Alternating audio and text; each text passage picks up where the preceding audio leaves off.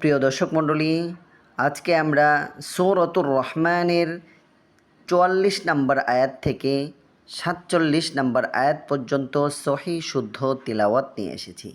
আর দেরি না করে শুরু করছি। আউযু বিল্লাহি মিনাশ শাইতানির রাজীম। বিসমিল্লাহির রহমানির রহিম। متكئين على فرش بطائنها من استبرق وجنى الجنتين دان فبأي آلاء ربكما تكذبان فيهن قاصرات الطرف لم يطمثهن إنس